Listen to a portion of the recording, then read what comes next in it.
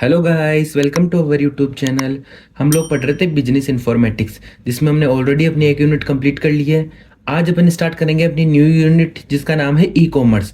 सो इस यूनिट में हम देखेंगे ऑल अबाउट ई कॉमर्स की, ई कॉमर्स होता क्या है, उसके ऑब्जेक्टिव, उसके advantage, disadvantage, components and all. So सबसे पहले अपन देखते हैं ई कॉमर्स का इंट्रोडक्शन कि ई कॉमर्स होता क्या है। सो ई कॉमर्स की फुल फॉर्म क्या है? Electronic commerce. क्या है? Electronic commerce. और कॉमर्स क्या है? कि मार्केटिंग का काम। ठीक है, कि कोई चीज बेचना, खरीदना। और इलेक्ट्रॉनिक मींस कि अपन ऑनलाइन उस चीज को कर रहे हैं, ठीक है, डिजिटली उस चीज को कर रहे हैं, तो वो हो गया e commerce. So it refers to the buying and selling goods and services over the internet using electronic systems. ठीक है, कि कोई गुड्स और सर्विसेज को खरीदना या बेचना कहाँ पे? डिजिटली यूजिंग इलेक्ट्रॉनिक सिस्टम, तो वो क्या हो गया? E commerce. ठीक है, एग्जांपल हो गया जैसे online shopping from websites, apps. ठीक है, तो ये होगा ई कॉमर्स का बेसिक इंट्रोडक्शन। अब अपन देखते हैं ऑब्जेक्टिव ऑफ ई कॉमर्स, कि अपन जो पहले ट्रेडिशनल सिस्टम था कि अपन शॉप पे जाके खरीद रहे थे या मार्केट में जाके ले रहे थे, ठीक है, तो वो चल रहा था। तो अब हम इलेक्ट्रिकली या डिजिटली क्यों कर रहे हैं? उसके ऑब्जेक्टिव क्या है? So we have multiple objectives. First one is to expand the business globally. ठीक है, क्योंकि एक दुकान आप चला रहे हो तो उसको एक लिमिटेड एरिया तक कि आप आपके प्रोडक्ट्स वगैरह सेल आउट कर सकते हो या बाई कर सकते हो, ठीक है, आप एक लिमिटेड एरिया से। बट इफ अपन ऑनलाइन या डिजिटली यूज करेंगे, ई कॉमर्स का यूज करेंगे, तो अपने बिजनेस को अपन ग्लोबली एक्सपेंड कर सकते हैं, ठीक है, वर्ल्ड वाइड। तो first one is to expand the business globally. Second one क्या हो गया? To reduce the operational cost. ठीक है, ऑपरेशनल कॉस्ट रिड्यूस होगी। ठीक है, to provide 24/7 services, to improve customer convenience, कि कस्टमर के पास मल्टीपल ऑप्शंस होंगे, कि जैसा मेरा बजट ये है तो अपन एक शॉप पे जाएंगे तो इस बजट में अपने को पर्टिकुलर चीजें मिलेंगी। बट इफ अपन डिजिटली या ऑनलाइन देखेंगे तो वी हैव मल्टीपल ऑप्शंस। ठीक है, so to improve the customer convenience and last one is to increase the sales and profits, sales और प्रॉफिट इंक्रीज करने के लिए। तो ये हो गया ऑब्जेक्टिव्स ऑफ ई कॉमर्स। फिर है अब कंपोनेंट्स ऑफ ई कॉमर्स, कि ई कॉमर्स के कौन कौन से कंपोनेंट्स होते हैं। So we have components like hardware, software, network, database and security system. और इन सारे कंपोनेंट्स से मिलके क्या बनता है? E commerce. ठीक है, सो हार्डवेयर में क्या क्या हो गया? जैसे कंप्यूटर्स, सर्वर्स, नेटवर्किंग डिवाइसेस, तो ये तो क्या हो गया? हार्डवेयर जो अपन यूज लेते हैं ई कॉमर्स में। ठीक है, सॉफ्टवेयर कौन कौन सी यूज लेते हैं? जैसे कोई वेबसाइट्स हुई, मोबाइल एप्स हुए, पेमेंट सिस्टम्स हुए। नेटवर्क में आ गया जैसे इंटरनेट, इंट्रानेट।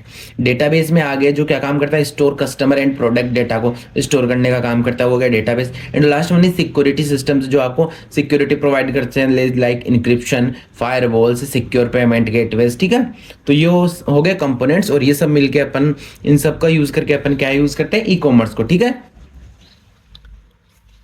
अब नेक्स्ट टॉपिक है वो है एडवांटेज ऑफ ई कॉमर्स, कि आप ई कॉमर्स का यूज कर रहे हैं उसके एडवांटेज क्या क्या है। So first one is global reach. ठीक है, कि वर्ल्ड वाइड हर जगह से अवेलेबल है, कि अपन कहीं से भी कोई भी चीज सेल आउट कर सकते हैं या सेल इन कर सकते हैं। ठीक है, फिर 24/7 अवेलेबिलिटी, कि कभी भी कोई चीज कभी भी बाय कर सकते हैं। रिड्यूस द कॉस्ट, ठीक है, कॉस्ट कम होती है। फास्ट ट्रांजेक्शंस, ठीक है, कि इजीली अपन पे वगैरह कर सकते हैं online. And better customer experience. तो ये तो हो गया एडवांटेज ऑफ ई कॉमर्स। अब अपन देखते हैं disadvantage of e commerce. So disadvantage में आ गया जैसे सिक्योरिटी रिस्क, ठीक है, जैसे फ्रॉड, हैकिंग। सेकंड आ गया no physical inspections of products, कि एक तो होगा सिक्योरिटी रिस्क हो सकता है, जैसे क्या पता फ्रॉड हो जाए, अपन पैसे दे दे आए ना, हैकिंग वगैरह हो सकती है। सेकंड वन है नो फिजिकल इंस्पेक्शन, मींस कि आप प्रोडक्ट को ऑनलाइन देख रहे हो, फिजिकली टच करके कोई चीज नहीं देख रहे। Third one is dependence on internet, कि सब कुछ इंटरनेट पे डिपेंडेंट है, इफ नेट ही नहीं चलेगा तो आप कुछ नहीं कर सकते। फिर होगा डिलीवरी डिलेज, कि आपको वो चीज परसों चाहिए बट डिलीवरी नहीं हो पाई, वो डिलीवरी डिले हो गई, तो एक वो डिसएडवांटेज हो गया। और last one is technical issues. तो ये हो गया disadvantage of e commerce. Next topic है वो है स्कोप ऑफ ई कॉमर्स। क्या है कि ई कॉमर्स के कौन कौन से स्कोप है। So refers to wide range of areas where electronic commerce is used to conduct business activities over the internet. So scope of e commerce मतलब क्या होगा? कि वो एरियाज जहाँ पे आजकल ई कॉमर्स का यूज हो रहा है, ठीक है, तो कौन कौन से एरियाज हो गए। So areas of scope, first one is online retailing में, ठीक है, जैसे कोई चीज buying and selling products online, तो वो क्या रिटेलिंग का काम, तो इसमें ई कॉमर्स का यूज हो रहा है। जैसे इंक्लूड्स कोई चीज कपड़े खरीदने, इलेक्ट्रॉनिक्स खरीदने, ग्रोसरीज के आइटम्स खरीदने उसमें, ठीक है।